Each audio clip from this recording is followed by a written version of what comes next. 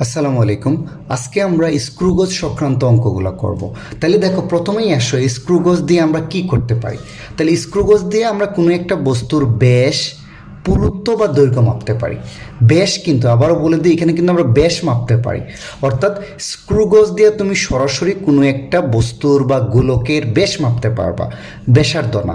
So তোমাকে যদি গোলকের ব্যাসার্ধ লাগে তখন তুমি কি করবা, প্রথমে ব্যাস বের করবা, তারপর ওইটাকে 2 দ্বারা ভাগ করে দিবা, তাইলেই ব্যাসার্ধ পেয়ে যাবো। তাহলে স্ক্রুগজ দিয়ে দেখো আমরা কোনো একটা বস্তুর ব্যাস সরাসরি মাপতে পারি, পুরুত্ব বা দৈর্ঘ্য মাপতে পারি। সূত্র একটাই, ডি ইকুয়াল টু হবে এল প্লাস সি ইন্টু এলসি। এল প্লাস সি ইন্টু এলসি। এখানে এলটা দেখো, এলটা হচ্ছে তোমার কি রৈখিক স্কেলের পার্ট। অর্থাৎ তোমার স্ক্রুগজে যে মূল স্কেল বা প্রধান স্কেল বা রৈখিক স্কেল আছে, ওইটার যে পার্টটা পাবা সেটা হবে এল এর মান। সিটা হচ্ছে বৃত্তাকার স্কেলের সমপাতন। বৃত্তাকার স্কেলের সমপাতন অর্থাৎ বৃত্তাকার স্কেলের কত নম্বর দাগটা রৈখিক স্কেলের শূন্য দাগের সাথে মিলে যাবে, সেটাকেই বলবো বৃত্তাকার স্কেলের কি সমপাতন। তো অনেক সময় অঙ্কে কিন্তু এটা বলে দে, বৃত্তাকার স্কেলের ভাগ সংখ্যাই বলে দে। তাহলে মনে রাখবো ওইটা হলো সি এর মান। এলসিটা হচ্ছে স্ক্রুগজের ন্যূনাঙ্ক। এলসিটা হচ্ছে স্ক্রুগজের ন্যূনাঙ্কের সংখ্যাটা হচ্ছে এই স্ক্রুগজ যন্ত্রটা দিয়া তুমি সর্বনিম্ন কতটুকু দৈর্ঘ্য তুমি মাপতে পারবা, সেটাকেই বলা হয় স্ক্রুগজের ন্যূনাঙ্ক। আবারও বলি, তুমি স্ক্রুগজ দিয়া সর্বনিম্ন কত মানের দৈর্ঘ্য মাপতে পারো, সেটাই হচ্ছে ন্যূনাঙ্ক। ওকে, তাহলে এলটা হচ্ছে রৈখিক স্কেলের পার্ট, সিটা হচ্ছে বৃত্তাকার স্কেলের সমপাতন, আর এলসিটা হচ্ছে স্ক্রুগজের ন্যূনাঙ্ক। তাহলে আমি দেখো ব্যাস, পুরুত্ব বা দৈর্ঘ্য D equal to L plus C into LC এই সূত্র দ্বারা বের করে ফেলতে পারি। এখন অবশ্য অনেক সময় তোমার পরীক্ষায় কিন্তু ন্যূনাঙ্কের মানটা সরাসরি দেয়া থাকবে না যে তুমি বসায় দিবা। ন্যূনাঙ্কের মানটা আমার কি করতে হবে, এই সূত্র দিয়ে বের করে নিতে হইতে পারে। তো ন্যূনাঙ্ক যদি দেয়া থাকে ডিরেক্ট দেয়া থাকলো, না দেয়া থাকলেও সমস্যা নেই, আমরা এই সূত্র দিয়ে বের করে নিব। অর্থাৎ ন্যূনাঙ্ক বের করার সূত্র এলসি ইকুয়াল টু হবে পি বাই এন। পিটা হচ্ছে তোমার স্ক্রুগজের পিচ পিচ আর এনটা হচ্ছে বৃত্তাকার স্কেলের ভাগ সংখ্যা। স্ক্রুগজের যে বৃত্তাকার স্কেলটা থাকে সেটার ভাগ সংখ্যা হচ্ছে এন এর মান, আর পিটা হচ্ছে পিচ। তাহলে মনে থাকবে, তাইলে D equal to L plus C into L C, এটা দিয়ে আমরা ব্যাস, পুরুত্ব বা দৈর্ঘ্য মাপতে পারি। আর ন্যূনাঙ্ক কেমনে বের করবো, পি বাই এন। পিটা হচ্ছে পিচ। পিচটা মনে রাখবা যে বৃত্তাকার স্কেলটা পুরো একবার ঘুরাইলে, আমরা বলি না যে একটা পূর্ণ স্পন্দন, পুরো একটা চক্কর একটা বৃত্তাকার মাঠে, এরকম তোমার যদি স্ক্রুগজের বৃত্তাকার স্কেলটাকে পুরো একটা ঘুরো, একটা চক্কর ঘুরাও, তাহলে সেইটা যতটুকু আগাবে, রৈখিক স্কেল বরাবর যতটুকু আগাবে, ওই মানটাকেই বলবো আমরা স্ক্রুগজের কি পিচ। তাহলে তোমাদের এত কিছু বোঝার দরকার নেই, খালি সূত্র দুইটা মনে রাখো। তাহলে আমরা কয়েকটা অঙ্ক করি, দেখবা যে একদম ইজি অঙ্কগুলো। ওকে, তাহলে চলো আমরা অঙ্কে যাই। 1 নম্বর অঙ্কটা দেখো তো, স্ক্রুগজের বৃত্তাকার স্কেলের ভাগ সংখ্যা। তাহলে মনে আছে এটা কার মান, এটা এন এর মান, এবং এই যন্ত্রের পিচ, পিচ মানে কার মান, পি এর মান। ওই যে একটু আগে দেখাইছি স্ক্রুগজের ন্যূনাঙ্ক বের করতে বলছে, ন্যূনাঙ্ক বা এলসি সমান কত, পি বাই এন। পিটা হচ্ছে পিচ, এনটা হচ্ছে বৃত্তাকার স্কেলের ভাগ সংখ্যা।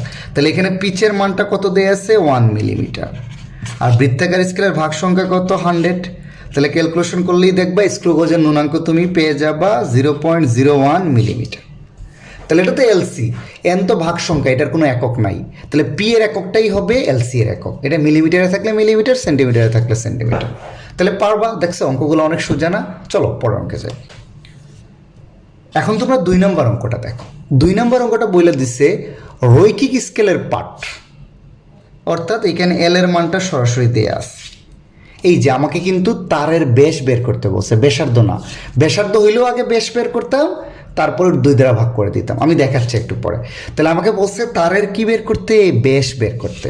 তাহলে তারের ব্যাস নির্ণয় করার সূত্র কি, এটা না, D equal to L plus C into L C. মনে আছে, এলটা হচ্ছে কি রৈখিক স্কেলের পার্ট, সিটা হচ্ছে ভার্নিয়ার সমপাতন, এলসিটা হচ্ছে ন্যূনাঙ্ক, তাই না, স্ক্রুগজের ন্যূনাঙ্ক। তাহলে এখানে এলটা দেখো তো দেয়াই আছে, রৈখিক স্কেলের পার্ট, এটা এল এর মান। আর বৃত্তাকার স্কেলের ভাগ সংখ্যা আমি একটু পরে আসতেছি, তার বেশ বের করতে বলছে। আর ন্যূনাঙ্ক দেয়া আছে, ন্যূনাঙ্ক কার মান বলো তো ভাইয়া, ন্যূনাঙ্ক হচ্ছে কার মান, এলসি এর মান। তাইলে মনে রাখবা এই যে বৃত্তাকার স্কেলের সমাপতন, এই সি এর মানটা অনেক সময় বৃত্তাকার স্কেলের ভাগ সংখ্যা দিয়েও দেওয়া থাকতে পারে। তাহলে এটা মনে রাখবা কার মান? সি এর মান। এটা বোঝাচ্ছে বৃত্তাকার স্কেলের 50তম দাগ রৈখিক স্কেলের সাথে কি হয়েছে? শূন্য দাগের সাথে মিলে গেছে। তাহলে অনেক সময় বৃত্তাকার স্কেলের ভাগ সংখ্যা বলা আর বৃত্তাকার স্কেলের সমাপতন বলা একই কথা। তাহলে এখানে এল এর মানটা কত? 4 প্লাস সি এর মানটা কিন্তু 50 ইন্টু এল সি এর মানটা 0.01। কিন্তু একটা জিনিস খেয়াল করবেন আপনারা, এখানে এল এর মানটাও মিলিমিটারে থাকতে হবে, এল সি এর মানটাও কি মানে সেই ইউনিটে থাকতে হবে। দেখো আমার রৈখিক স্কেলের পার্টটাও মিলিমিটারে আছে, নুনাঙ্কের মানটাও মিলিমিটারে, অর্থাৎ দুইটার ইউনিটটা সেম থাকতে হবে, মিলিমিটার মিলিমিটার, সেন্টিমিটার সেন্টিমিটার, নাইলে কিন্তু ঝামেলা হয়ে যাবে। কারণ এক জায়গায় কিন্তু আমরা দুইটা ইউনিট ব্যবহার করতে পারবো না। তাহলে এটা হিসাব করলে তুমি পাবা 4.5 মিলিমিটার। দেখো কত সহজ, ডি পেয়ে গেলা। আর যদি তোমাকে এখন ব্যাসার্ধ বলতো তাহলে তুমি কি করতা? জাস্ট এটাকে কি করে দিতা? 2 দ্বারা ভাগ করে দিতা। এই তো এত মিলিমিটার হয়ে যেত তোমার উত্তর। আশা করা যায় পারবা। চলো পরের অঙ্কে যাই। এখন তোমরা 3 নম্বর অঙ্কটা দেখো তো, রৈখিক স্কেলের পাঠ আর কি দিয়ে আছে? বৃত্তাকার স্কেলের পাঠ। আমাকে বলছে তারের বেসটা বের করতে। তাহলে তারের বেস নির্ণয়ের সূত্র কি? D equal to L plus C into L C. তাহলে এখানে রৈখিক স্কেলের পার্ট, এটাই তো এল এর মান, এলটা কিন্তু সরাসরি দেয়া আছে। বাট এখানে একটা জিনিস চিন্তা করো, নতুন একটা টার্ম চলে আসতেছে, তাই না? ওই যে আগের লেকচারের মতো বলতে হয়, যা দেখি নতুন লাগে, সব কিছুই নতুন নতুন লাগতেছে। একটা অঙ্ক করতে গেলেই দেখা যাচ্ছে আরেকটা নতুন টার্ম চলে আসতেছে।